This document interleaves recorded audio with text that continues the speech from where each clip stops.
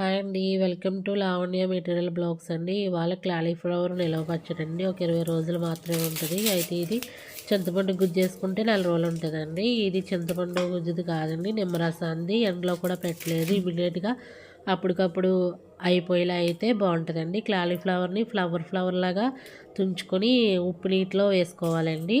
ఒక 5 నిమిషాలు ఉంచుకున్న తర్వాత శుభ్రంగా కడగాలండి. వాటర్తో కడిగేసి చిల్లీల బుట్టలో వేసుకొని వాడదేవాలండి. కొంచెం నీళ్ళన్నీ వాడేవాక అప్పుడు పొడి క్లాత్ మీద ఆరబెట్టుకోవాలండి. ఒక 5-6 గంటలైనా ఆరబెట్టుకోవాలి. ఆరిన తర్వాత తీసుకోవాలండి.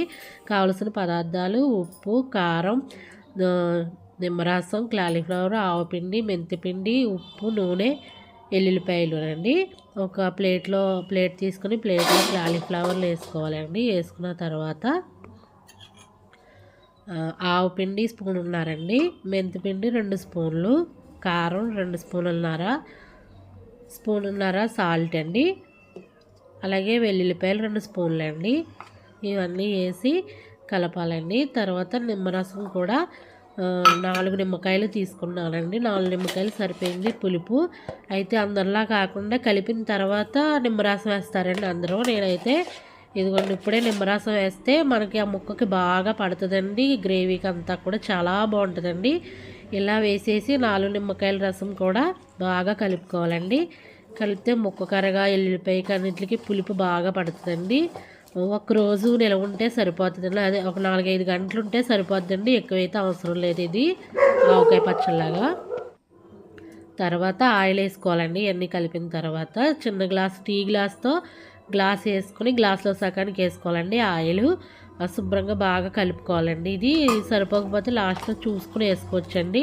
క్వాంటిటీ అన్నీ కూడా కరెక్ట్గా చాలా బాగుందండి. చాలా టేస్ట్గా కూడా ఉందండి పచ్చడి. అయితే మా ఛానల్ నచ్చినట్లయితే లైక్ చేయండి, షేర్ చేయండి, సబ్స్క్రైబ్ చేయండి. సబ్స్క్రైబ్ చేసిన తర్వాత బెల్ ఐకాన్ని క్లిక్ చేయండి. నేను వీడియో అప్లోడ్ చేయగానే మీకు నోటిఫికేషన్ వస్తుందండి. మీరు చూడండి, మీరు చూసి క్లిక్ చేస్తే అది వస్తుందండి నోటిఫికేషన్ మీకు. అలాగే ఈ పచ్చడి చాలా బాగుందండి. ఇలాగా పెట్టుకొని మీరు అప్పటికప్పుడు కావాలనుకుంటే ఇలా పెట్టేసుకోవచ్చండి. అలాగే దీంట్లో క్యారెట్ కూడా వేసుకోవచ్చండి. అది కొలతే ఉండదు. ఈ ఫ్లవరే మనకి కొలత అండి. క్యారెట్ కూడా వేసుకోవచ్చు.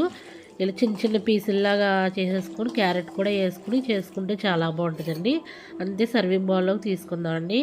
ఆ వేళ పెట్టిన తర్వాత అండి ఇదిగో ఇలా బౌల్లోకి తీస్తే ఆయిల్ లేదని అనుకుంటారు. అది ఒక 5-6 గంటలు అయిన తర్వాత ఇదిగోండి ఇలా వస్తుందండి. రెడీ అయిపోయిందండి. ఇప్పుడు వేసుకుని తింటే చాలా బాగుంది టేస్టింగ్గా. అలాగే మా ఛానల్ లైక్ చేయండి, షేర్ చేయండి.